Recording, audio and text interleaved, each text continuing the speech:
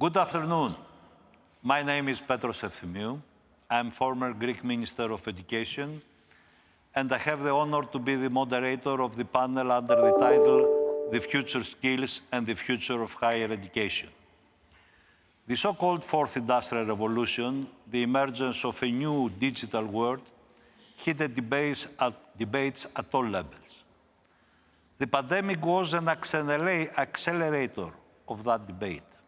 Remote working, the leaps of biotechnology, the explosion of artificial intelligence and machine learning are urgently demanding new answers. What skills does the new world need, and who is better positioned to offer them? We have with us today an excellent group of experts, whom I shall present to you immediately. Let's start Next to me is Byron Nicolaides.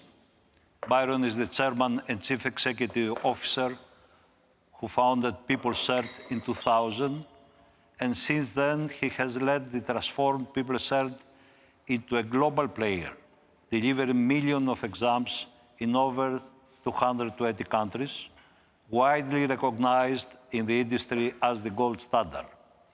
In 2019, he was named Entrepreneur of the Year by the European Business Awards, representing the United Kingdom, placing PeopleCert in the 1% among 120,000 of the most successful companies in Europe. Let's go to Phil Batty. Phil, I hope that you are in the screen. Hi from Athens. Sure. Hi. Phil is the Chief Knowledge Officer at Times Higher Education, the trusted global partner for higher education data, news, and insight. Phil created the current Times Higher Education World University Rankings and founded the Times Higher Education World Academic Summit. And now back to the studio, Periklis Mitkas. Periklis is today the president of the Hellenic Authority for Higher Education. Professor Mitkas oversees quality assurance, evaluation, and strategic planning for public universities in Greece.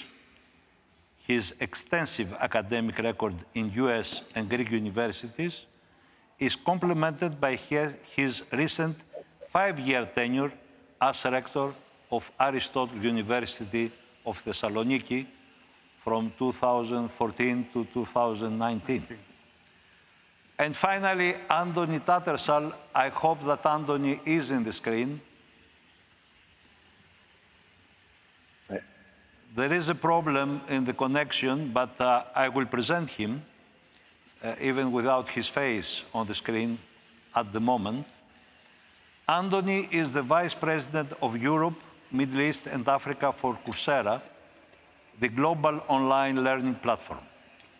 He brings more than 20 years of experience in the learning industry and has worked in multiple areas of HR and education solutions, with a significant focus on learning and development, preparing the next generation of leaders.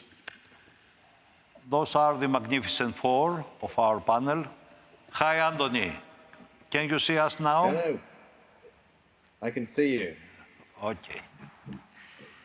Thanks, all of you, for finding the time to join us.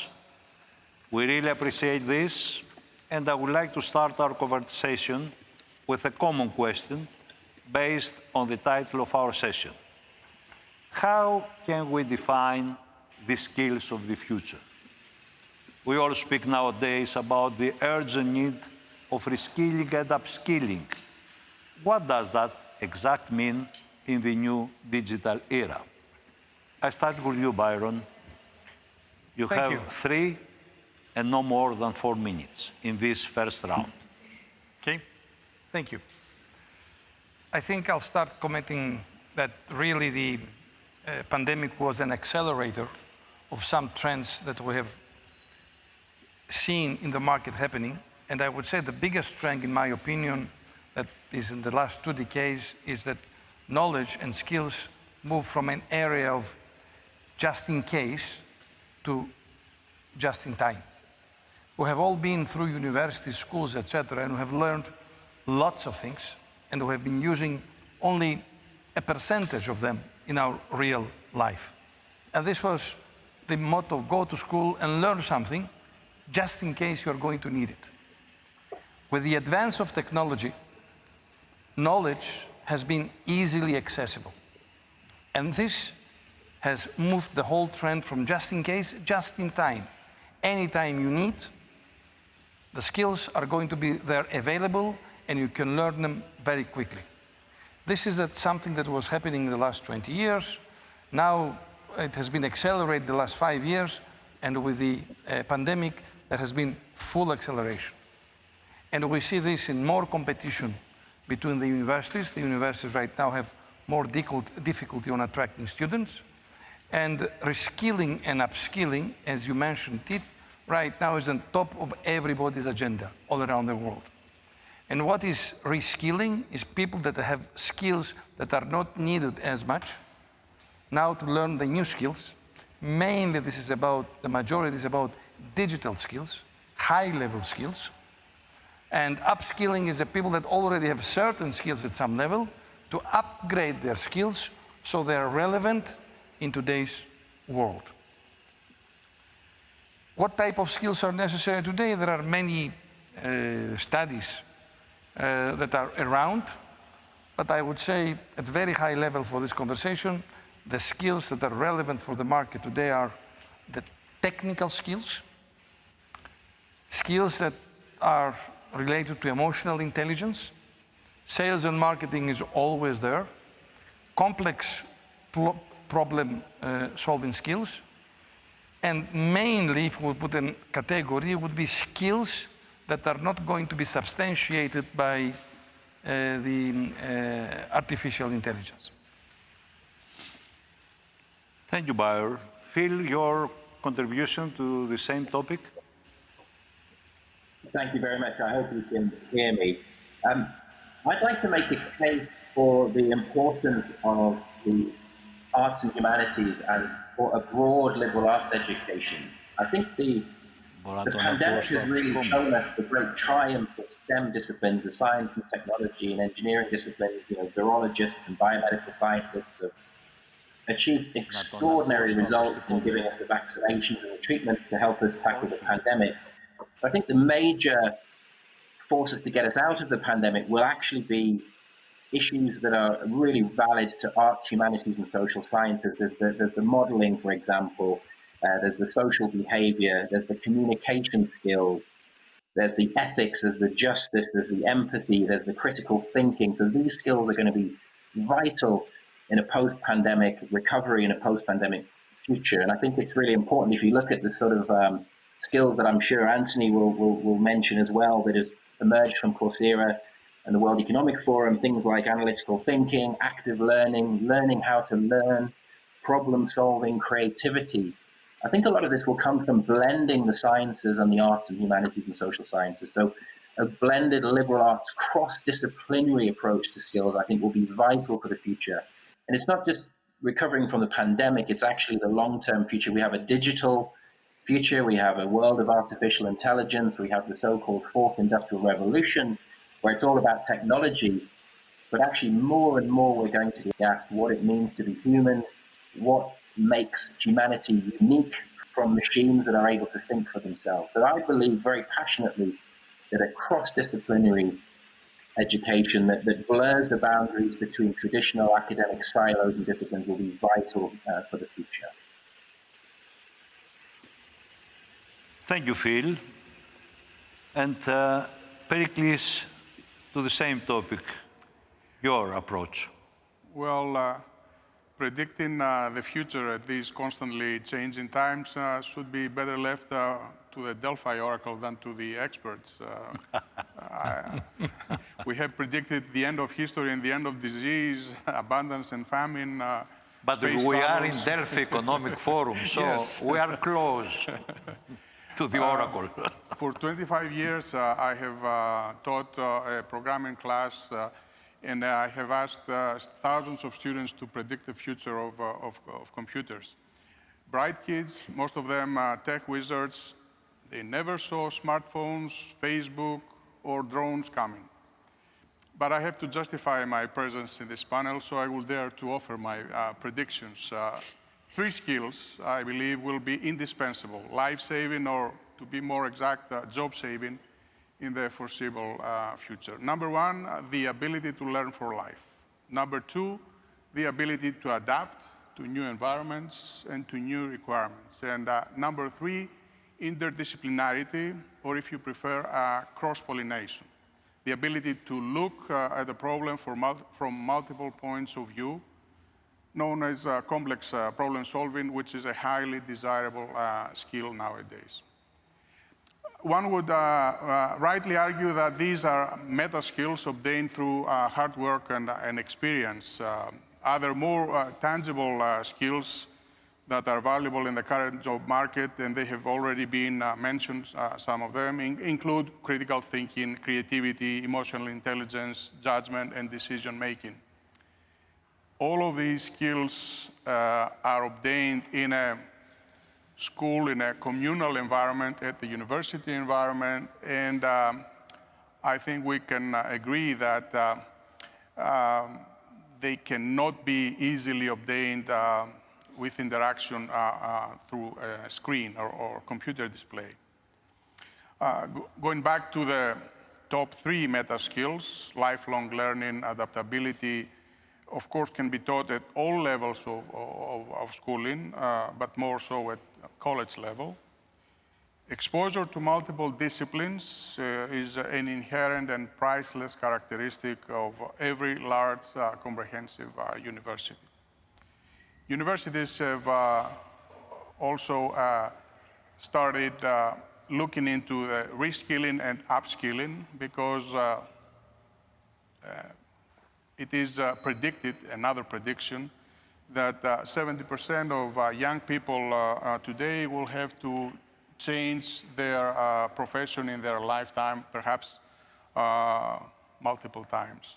So continuous life learning approach should be in everybody's agenda. Digital skills is also a highly sought after characteristic in today's job market. But digital skills means different times, different things to different people. Middle-aged people have to use a computer, but young people have to interpret data and analyze data. So digital skills is also a future skill highly required. Thank you, Pericles. I feel very young, so can yes, you prepare can myself relate to that. Yes, yes, to tackle data. Anthony, it's your turn. Can you hear us? Were you fine? Thank you. I would agree with what has been said to a large extent already. When we do a lot of work with the World Economic Forum, and they asked how companies would respond to COVID, about 84% said that they would be increasing automation and digitalization. And so, again, I think COVID has been accelerating trends that have been building for a long time. And the jobs that they had identified as being the fastest growing were around the technical skills. It was data analysts, it was the AI and machine learning specialists, it was big data, it was digital marketing and strategy, it was process automation. And you see this from other organizations as well. You know, Microsoft estimates that digital job capacity is going to grow from 51 million jobs today to 190 million in the next 5 years. And what we see from most of the organizations that we work with, who are businesses that are focused on reskilling and upskilling their staff, it is predominantly around digital and technical skills that are driving the reskilling agenda. but equally recognizing there's a very strong importance on human skills. And I tend to call it human skills rather than soft skills, because I think soft skills sometimes makes it sound like it's not an important enough skill. The ability to work with cross-functional teams, the ability to work with teams who are having to embrace AI and automation in their working processes, to work with virtual environments, to handle diversity and inclusion issues, to work with multicultural teams and work across international boundaries and time zones, to be able to translate technical insight into business insight. These are also really critical skills. And as we look forward, most organizations, I think, regardless of the industry sector that they work in or the product that they might sell, their competitive advantage is really driven from how they are able to utilize technology in the way they engage with their customers and the skill sets they have of their people. And the skill sets of their people is much more than just using those technical skills or having digital literacy. It is all of those human skills, those critical thinking skills, emotional intelligence that people already talked about in the panelists. And again, it is a combination of different modalities of learning that I think can actually create and engender those skill sets in people. There's no one path to that, but it's often a combination of different approaches that helps engender that wide-ranging skill set. This was very interesting, really, Anthony. And you have many in common, but it's not only digital world, it's something much more human than digital also that we have to consider as a new skill. Let's go now to the second part, which is the role of higher education. It is certain that the aim of an academic institution is to provide those new skills to all of its students. Are the universities able to live up with these new challenges? What needs to change in terms of curricula and teaching methods? And how should they reform themselves in order to tackle these challenges? I start with you, Pericles. Thank you. Thank you, Petros. Well, universities are by design the arenas where creative people meet to produce and transfer new knowledge. They provide the breeding ground for innovation and advancement, yet they honor tradition, and sometimes, quite often, they are reluctant to change. Especially big, large institutions, they are like large ships in the ocean. I mean, they don't turn easily. The disappearance of formal education or traditional education has often been predicted, but I don't think it will happen very soon. Of course, universities have to adapt, and they have been adapting because they have a lot of bright minds either as professors or as students. But now they have to move a little faster. They have to become more flexible. They have to cater to the needs of the students.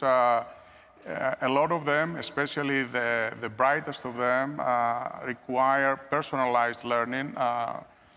Byron Nicolaides mentioned the just-in-time or anytime, any place, I want to learn at my own pace.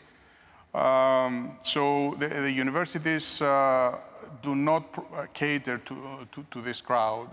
They have a more structured approach, and they have to work a little bit on that. So they have to offer more choices to the students. More courses that will be project-based, or they will offer a field experience. The pandemic has been a catalyst, as you mentioned earlier, and has transformed all the universities almost overnight, including Greek universities, which responded at a very high speed, and took the traditional classroom into a virtual classroom. An abundance of digital material was produced. And even when we return to what we call the new normality, things will have changed in all universities across the world. Most probably we will end up with a hybrid mode of education that will include digital tools, virtual classrooms, virtual experiences, and the indispensable actual presence in the class and the interaction with, between students and the interaction between teacher and student. So, Phil, I just heard that the university is an institution very hard to die, but it must live in a new environment. So, Phil, it's up to you to describe this new environment. Well, it's true, I think, that universities have got fantastic attributes that they've developed over 800, 900 years and longer in places outside of Europe. So there's some great heritage they're building on, but they have shown they're able to adapt quickly. We've seen through the pandemic that they have been incredibly resilient and very agile. There's an old saying that universities can change the course of history with their discoveries, but they can't change a history course because they're so set up with bureaucracy and committee meetings and they can't get things done. But that myth is now busted. So there's a great opportunity for universities to reset and reimagine themselves for the future. I'd say one level, it's about breaking down silos. So as I talked about the idea of a broader multidisciplinary education earlier, we can see the dismantling of traditional departments. Hong Kong University of Science and Technology are setting up a new campus, a new university in Guangzhou in China across the border. And they're not having departments or faculties, they're having hubs, four broad hubs: function, information, system, society. So they're trying to group academics around problems, group students around problems, not subjects. I think that's really exciting. You've got places like the National University of Singapore embracing lifelong learning, saying you don't graduate, you get your degree certificate, but you're still enrolled at that university for 20, 30, 40 years. You always return, come back, upskill. So we are seeing some really good examples of innovation. And for me, it's all about breaking down those disciplinary barriers. Two final points I'd make really about what they need to change, and I think most importantly across the world, we need to be more inclusive. We've seen through the pandemic gross societal inequality, and I think universities have a more important role to support social mobility, to educate more people with these skills that we're talking about, to bring higher level skills to a wider range of people, to be much more inclusive in terms of their communities. And that requires bold thinking about how you determine access, and of course how you deliver education. And we've seen through the pandemic that actually delivering education through much more innovative means than simply old-fashioned campus-based, lecture-based learning, we have a dramatic opportunity for change. But we're seeing some great signs of embracing a new future in higher education. Thank you, Phil. It was, I hope that we'll see this future of the higher education. And I come to you, Anthony, on the same topic about the future role of the universities. So I would echo the view that universities are going to stay. There's definitely a very clear value that universities bring to the students, and I think it will remain a really important part. And I also think that the ability to attend a campus, at least in part, if not full-time, will also be a really important part of fostering the kind of skill sets that we need. But there are, of course, shifts in expectations. There are the expectations that businesses have and what they look for from graduates, and there are the expectations that students have in the way that they can undertake a university or an academic educational program. And we've seen, obviously, with the pandemic, that the vast majority of campuses were forced to close. Students had to learn online. Different organizations adapted to that more effectively than others. And absolutely, there was a lot of online learning done. Much of it was done by effectively taking what was done on campus and just simply making it available online. rather than actually designing it for an online audience. And that is something that universities are grappling with, how to build that skill set into what a good online or hybrid learning model would look like. Students themselves, of course, are really concerned about employability. And in different countries, graduate employability has been suffering, and there are much bigger concerns as a consequence of the pandemic and potential economic downturn ramifications about the employability outcomes for students. And students are definitely looking for a university experience that will lead to a career outcome, and not just a career, but a career outcome of choice. And so there is an element of how we actually serve that demand up. The other thing that we see is that there is a disconnect in many cases between what businesses are looking for in terms of the students coming out of universities. We see that in many cases, students themselves don't feel that they're prepared for the world of work. We see in our data that on lots of different disciplines, that the skills that are actually utilized and needed in entry-level roles, that there's a big gap between those, even with disciplines that are very aligned to those career outcomes.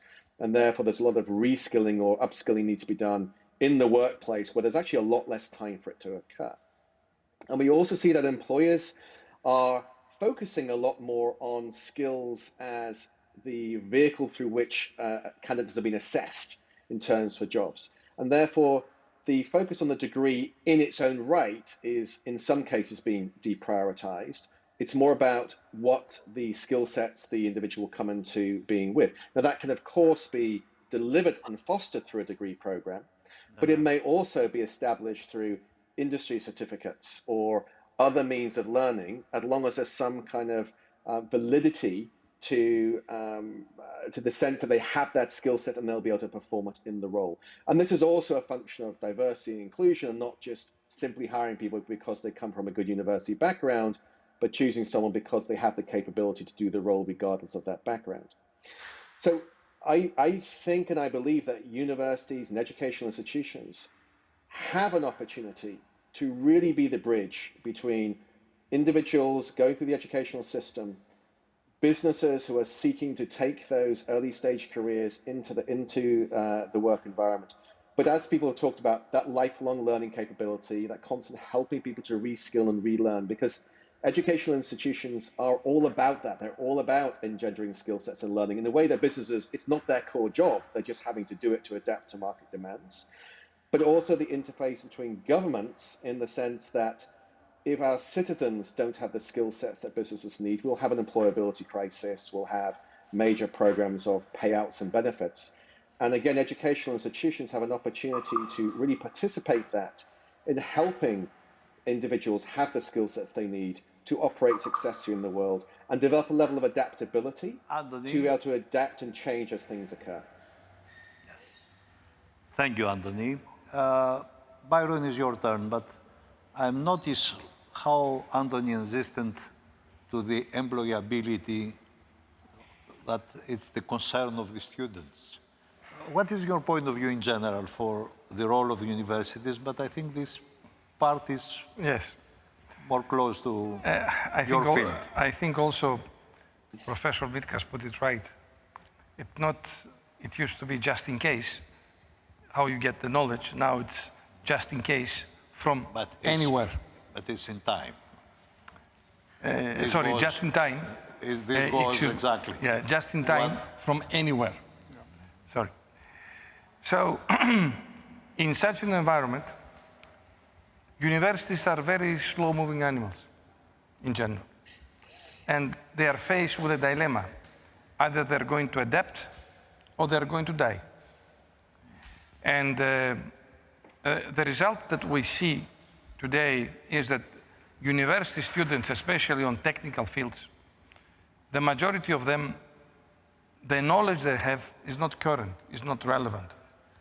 So it's 5 years, plus the program was designed normally a few years earlier. So they come to the market today with knowledge that was designed 8, 10 years ago. It's simply non-relevant to today's employability market. So that's what we see, that the young students, they come, it's difficult for them to find the jobs because the employers, as was previously said, they are not happy with the skills they find. And this is a problem that, yes, it is in Greece in big scale, but it's a global problem. We see this happening all around the world. And there are solutions around this, and as I mentioned earlier, the universities need to adapt on this one. One area of adaptation we see that this is because we're in the certification business. The certification business is thriving the last 5-10 years because it provides skills that are relevant for the job seekers today. And we see many universities that they insert within their curricula certification programs in order to be able to compete. Because today, the competition for the universities is not from the other universities, but it's also from free platforms like EDX, like Coursera, like FutureLearn, like LinkedIn. And I think the next 5 to 10 years are critical for adaptation. Thank you, Byron.